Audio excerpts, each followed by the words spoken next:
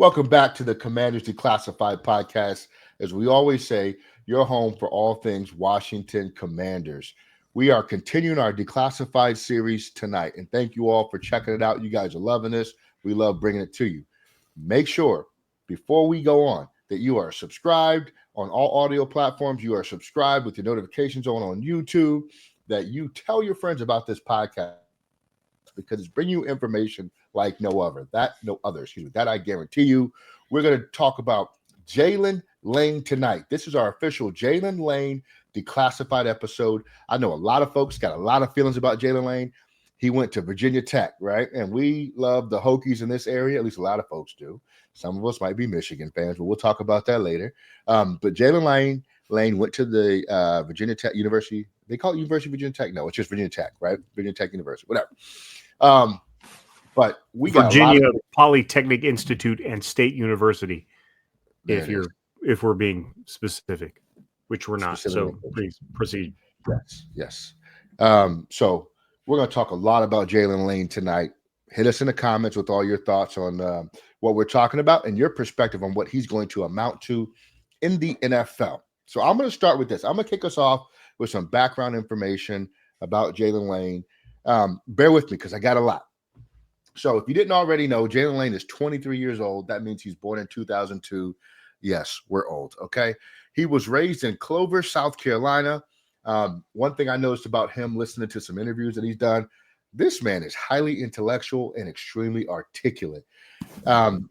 He also mentioned that he's terrified of the ocean because only 10% of it's been explored. So I know he's into science, which is cool. He scored 30 touchdowns as a high school senior.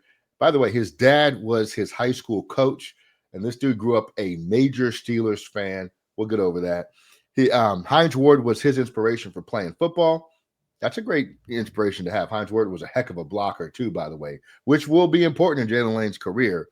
He wears the number 83 simply because it was assigned to him in a 9th grade scrimmage by his uncle, and it kind of stuck.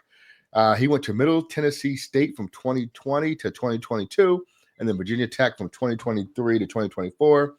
In college, you don't see an extreme amount of production, and we'll talk about that a little bit more, but just to give you some highlights, in his college career, he has 203 catches, 2,500 yards, 18 touchdowns, and he did some kick returns there as well as punt returns. I think combined he has, 2 touchdowns on special teams.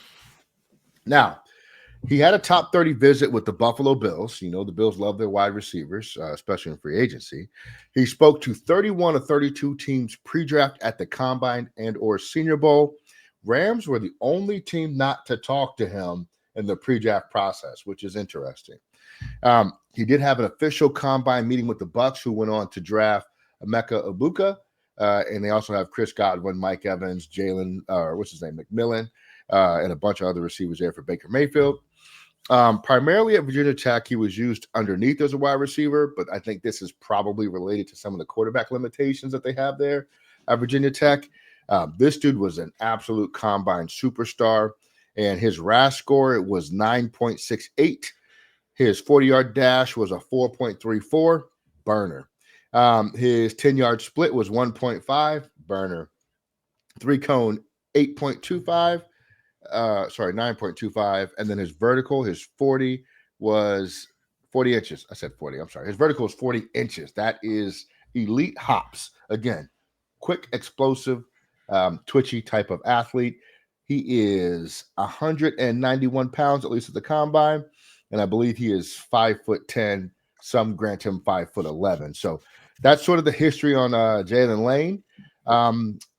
Mike, talk about play style and system fits for Jailyn Lane. So he kind of plays like that new style of wide receiver. You know, back in the days, it was either you're a big, bulky, physical wide receiver, and if you were small, you play in the slot. Well, nowadays, I feel like receivers are more versatile. I could put you on the outside. I could put you in the slot.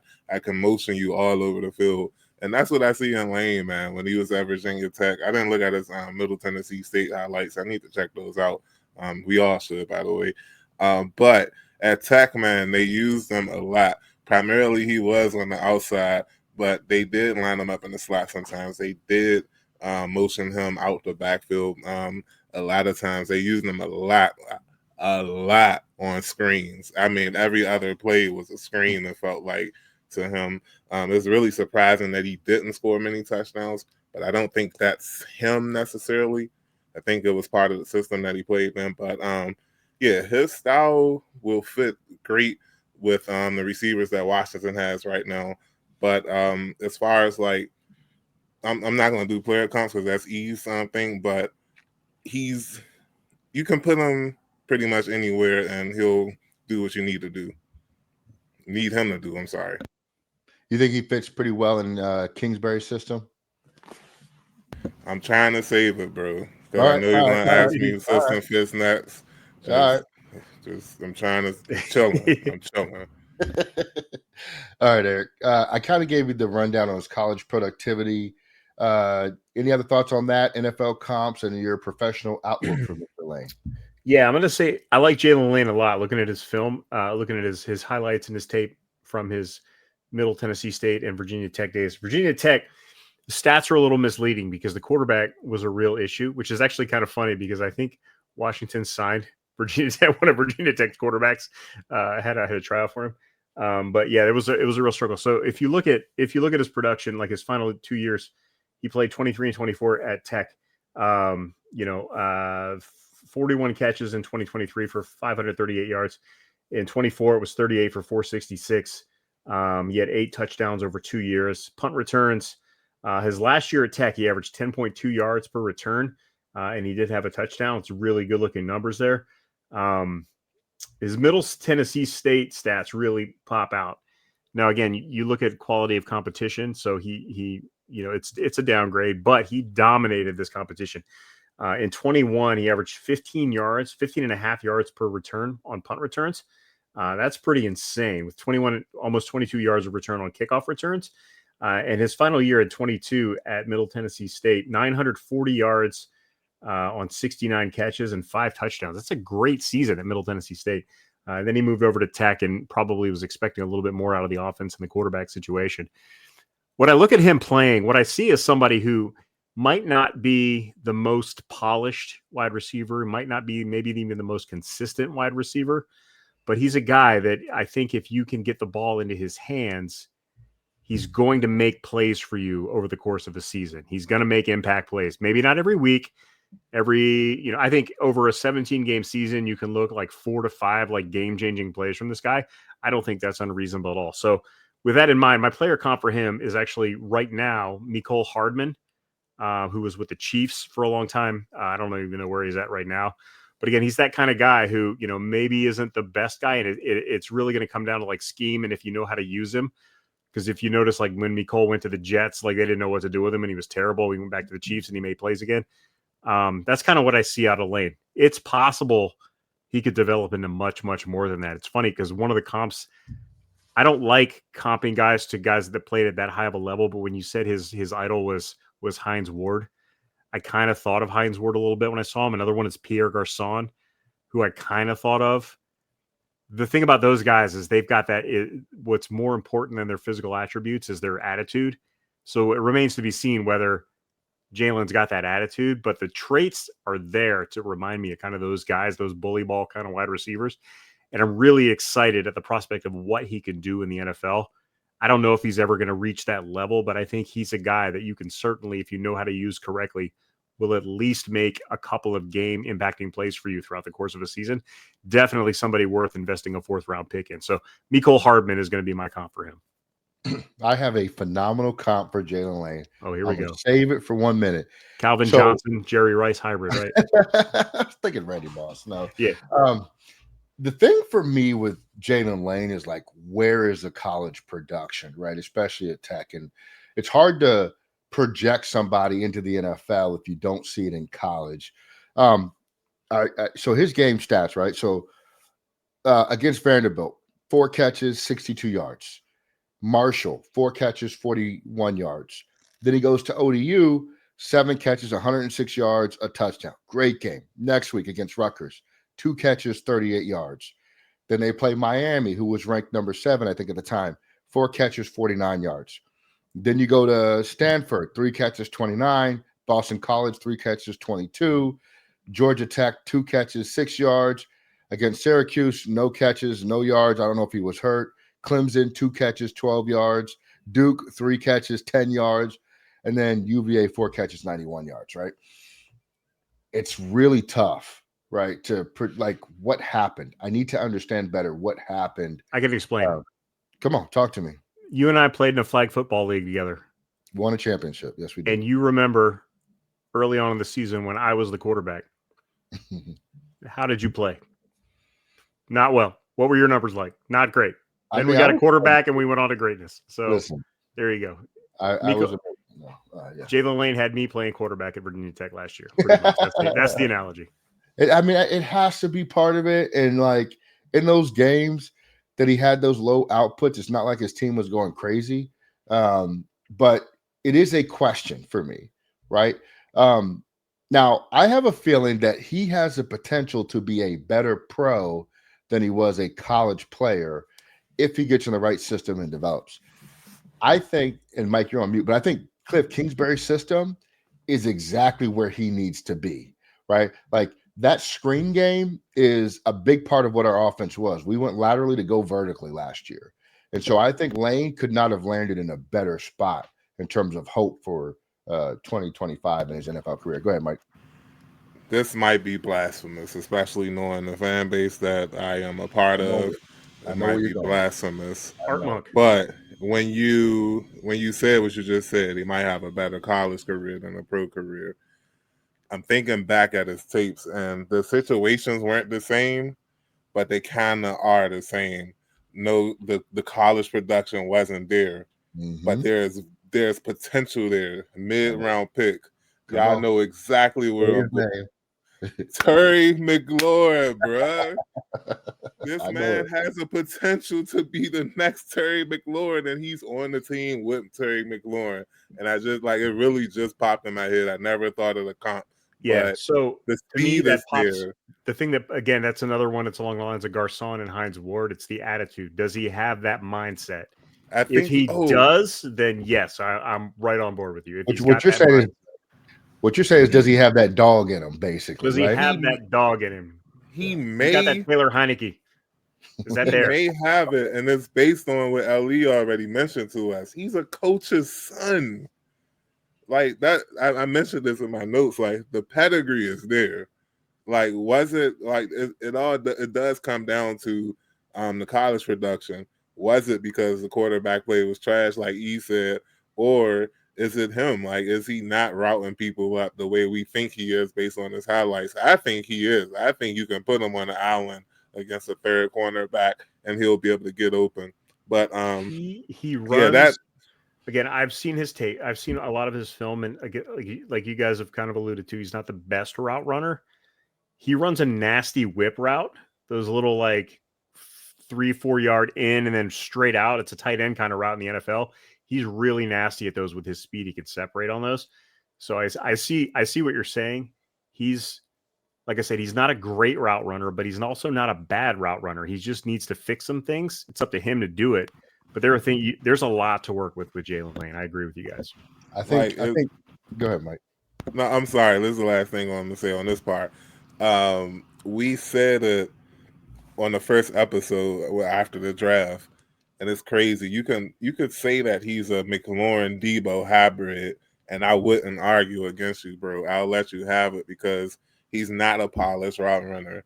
And some can even say that about McLaurin at times. Yeah, he'll route you up, believe me. But is it polished? Is it pristine? Debatable. I can admit that it's debatable. So yeah, a Debo McLaurin hybrid with those two actually on the team is really getting me excited. I ain't even gonna lie. Yeah, he's not. I mean, it's not Keelan Allen level of route running, right? But or Stephon Diggs or stuff like that. So what I think he could do immediately well in the NFL are the screen games, obviously, because his run after the catch could be elite, right? I think drags, the underneath crossing routes, things that you don't have to be so precise about your yardage and your separation, right? Because your athleticism gets you separation on things like that. I have a comp for this guy. And I think it's absolutely perfect. And that comp is Ted Ginn Jr. And I think that's what I see. Ted Ginn was amazing on special teams, right? Absolute athlete. They worked with him a lot to become a receiver. He never really fully materialized into a top level receiver, but he had some really good seasons with the Saints. He had a couple really good seasons with the Panthers, and I think he even played for New England for a little while, if I'm not mistaken. I think that's a great comp for Jailyn Lane is Ted Ginn Jr. I think they have similar profiles, similar body size type. I think they're in similar places coming out of school. Now, Ginn went to Ohio State, so his profile was obviously a little bit more magnified. But I think they have the same concerns coming out of school. And if we get Ted Ginn Jr. out of Jailyn Lane, I think we won. I think we won. And I think that that's exactly who I see, because Ted Ginn was also awesome with the ball in his hands because he was a natural returner too. So if we can manifest that ability and skill set into our offense, I think we'll be doing great. Now, in terms of potential to start in 2025, I don't think he will, because I think you have Terry McLaurin. I think you have the more I've kind of read up on Michael Gallup, I think Michael Gallup's going to be a real player in our wide receiver room. And then I think you still have Noah Brown and Debo, which is kind of is a position unique to himself, right? So Jailyn Lane's probably not going to be a starting receiver, but I don't think you should expect him to. I do think that he'll be in a lot of packages. I think he'll get more opportunities than Diami did and be in the offense a little bit more. But it's up to him what he does with it. But really where he's going to make his hay is with the ball in his hands, what happens next, right?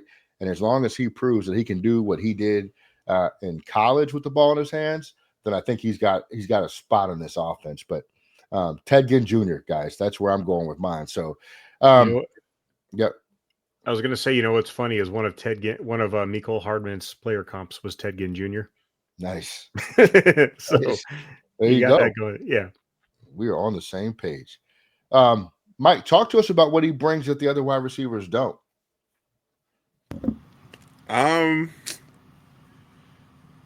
True breakaway speed, like really true breakaway speed, potential for big yak opportunities. It's been plenty of times. The play that comes to my head is the Mclaurin pass versus the Browns, where McDaniel throws a bomb and Mclaurin gets shoestring tackled. It happened a couple of times against the Bengals too, I think, where McDaniel puts the ball in positions for a little bit more yak and the player gets shoestring tackled. I don't think Lane is getting shoestring tackled if those scenarios happen with him. He has true breakaway speed. Not saying that the others don't, just saying that he does it better. Outside of that, let me see what else I got in my notes. That's about it, man. Everything else, like I just told y'all, the comps are players that's on our team. So it's not that he doesn't he can't bring what they have already brought. I just think that he may be a bit more explosive than them. And we need that. We really need that. Those games where we just score 23 points or whatever with Lane, those may become 30-point games. And we need that. Absolutely. Eric, why did Adam Peters choose him over maybe some more polished wide receivers? I think once we've seen over the past 2 years with Adam Peters is once he gets to day 3, he's picking the best athlete available. He's pulling up that RAS chart, that relative athletic score, and just saying who's the best athlete on the board. And I think in this case it was Jailyn Lane. There is a term that I don't know if I'm allowed to use, but I'll go ahead and use it, and you guys can correct me if you want. It's called crackhead speed, and it seems to me that Jailyn Lane has that crackhead speed. And the athleticism is there. I think he's just kind of an upgrade at the returner position at minimum over what somebody like Jamison Crowder can give you. And I look forward to seeing what he can do more. But as far as like why they took him, I just think he's the best athlete on the board.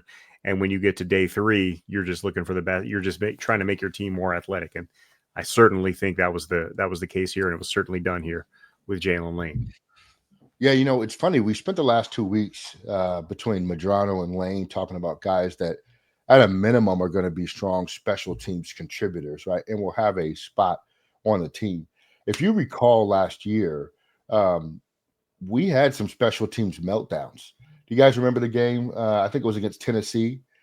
We fumbled. I think McNichols fumbled a return. And then we had a couple other plays. The Dallas game It for Pete. happened in the championship. The championship game too. And then the Dallas game when Turpin did that 360 and took it to the house against us, right? So there are definitely special teams lapses that we need to correct. So adding players like Lane and adding players like Medrano, I think upgrade us in a real way on special teams. The question is how much can they contribute on normal downs. I think I feel a lot more comfortable about Lane contributing on more normal downs right now, year one. And then we'll see how they progress in the long term.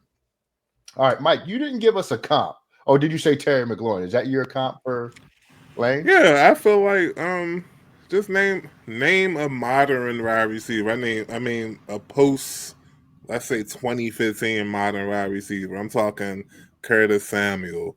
I'm talking, we already mentioned Debo Samuel. But I don't know, thinking old school. I know Hines Ward is his favorite player, but I'll give you another one. I don't know if he's physical like that. Devin Funchess. I thought she was about to say Devin Thomas. I was going. No, Malcolm Kelly. I'm going. Those are bigger guys, though. Lane's not that big, so that's Devin Funchess is a good.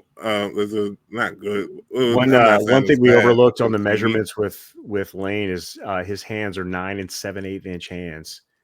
No more little baby hands. He's got monster mitts that he's going to hang. He's not going to be a fumbler in the NFL.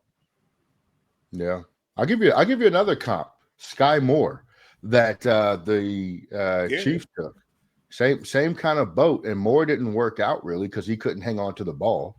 But similar player. Routes are a little suspect. And how are you being used? The Chiefs try to use Sky Moore as a deep threat. It didn't work. So I'm sorry to cut you off. He's what people thought Chenault was going to be when he got in the NFL. Laviska Chenault.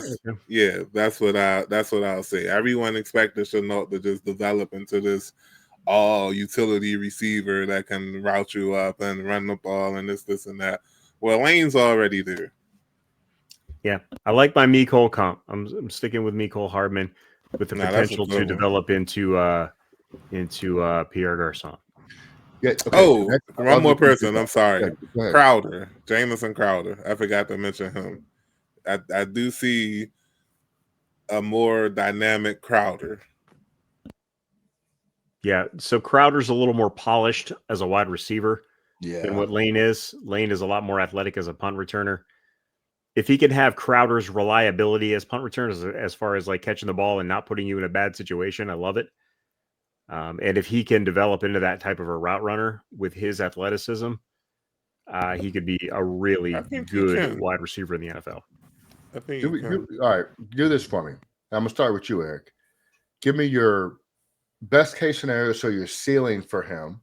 Give me your most likely receiver that he becomes comps-wise, and then give me your floor for Lane comp-wise.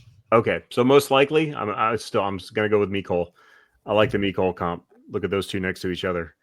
That's just what I see when I look at him. So it's really going to be about scheme. Best case scenario for him.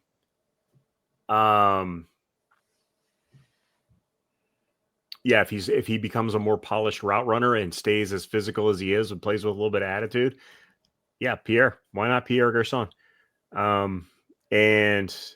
But Pierre was so nasty, though. That's the problem. Is like his whole thing was just like he was a crazy good athlete, but his attitude was like 90% of his play. So that's a lot to put on him.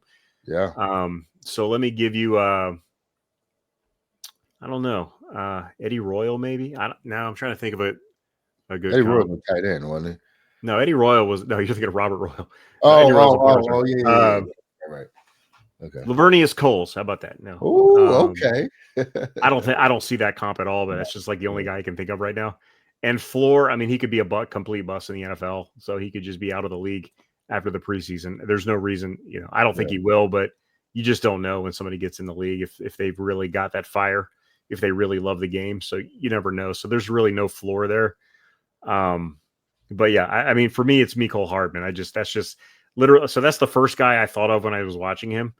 And it might just be bias on my part because I'd see him and I'd see like him make a huge play every now and then in Kansas City, and just be like, man, I wish we had a guy like that on our team. So it might just be that. But even though he was like not super consistent, so he can be better than Mik Hardman for sure. But I think his baseline in the NFL for me is Mik Hardman. So look, you know what this is kind of reminding me of? A few years ago, the Saints drafted a receiver. You know him from, if you play fantasy, you know him. It's Rashid Shaheed. Rashid Shaheed, yeah. He's the Bills now, right? No, still with the Saints. Oh, is he? Yeah, I think. Okay. But he had a phenomenal rookie year out of nowhere. And it was a lot of big plays. Not a polished receiver, but had a lot of really big plays. Can he put something together like that? It's possible. My ceiling for him, I'm gonna give you Brandon Cooks. Okay. Like healthy Brandon Cooks. My most likely, I'm gonna stick with Ted Ginn Jr. I think that is a really reachable comp for him. If he develops. And then I think my floor is going to be Sky Moore. Sky Moore was a disaster. And I think because of the lack of polish, Lane could be that. I don't think it's likely. I'm not saying I think that's where it's going to end up, but it's possible. But I think Ted Ginn Jr. is about where I'm going to stay, where I think he'll be. And if he blows it out of the water, he's a healthy Brandon Cooks. Mike, same question for you. Oh, go ahead, Eric. Sky Moore was a 4th round pick. Would he have been as big of a bust though? Yes. Yes. Okay. Yeah. Mike, floor, ceiling. So I think I got some good baseline and ceilings that we haven't mentioned yet. Baseline, I'm gonna take y'all back with this one. Fan favorite, just wonderful all around person, player, everything. I think his baseline might be James Thrash. I think that's a great comp. I'm not patting myself on the back. I'm just saying, like, if you remember James Thrash, he was an excellent special teams player. I mean, amazing, excellent special teams player. But he can also produce on the field too. I remember it was 2001 maybe, Redskins versus Rams on Monday night. James Thrash was cooking these Bama's, man, and they upset the defending champions. So that's a great baseline, I feel like. But I'm going to really throw y'all off with this one. But I just want me to remember, this is best case scenario. I'm not saying this is going to happen. This is best case scenario. So don't clip me and be like, this fool is an idiot. Steve Smith Sr. The special teams ace, the special teams ace, if, like Easman said in the entire episode, if he has a similar attitude, he can morph into a Steve Smith Jr. type. Now, that's a lot to ask for because Steve Smith was psychotic. I'm not going to lie to you. That something was wrong with that man. But if Lane could, if he could be a fraction of Steve Smith, they smashed this pick, like real talk. So Thrash and Steve Smith, I'm going to go with those comps. Baseline silver. But it probably fall somewhere in the middle, like Ted Ginn Jr., like you said. Just for context and reference, Eric, Sky Moore's played in 36 career games. He has 43 catches. He has 494 yards and 1 touchdown. If this man was picked in the 7th round, he would be a bust. He is awful. But and that's not even like his drops and his fumble numbers. Holy crap, that dude's terrible. All right, Eric, give me your like concise perspective on Jailyn Lane, please.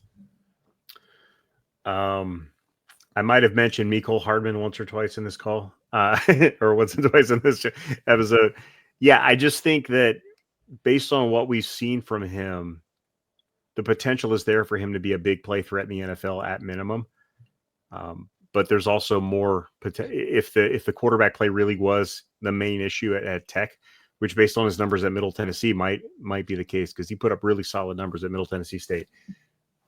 So I have I have a high floor for him, even though, again, we've not seen this guy play in a real NFL, so we have no idea. My opinion, I have a really high floor for him, and I think he can just be that guy that if you just get the ball in his hands as a kick returner, punt returner, bubble screen guy, reverse guy, just gadget play early on, he can give you big plays throughout the season. I like that. That's something this team, any team really in the NFL would need. And I like the idea of him being that guy with the potential to possibly develop into a guy that can step up and replace Debo and Terry McLaurin as they age. And he kind of steps up.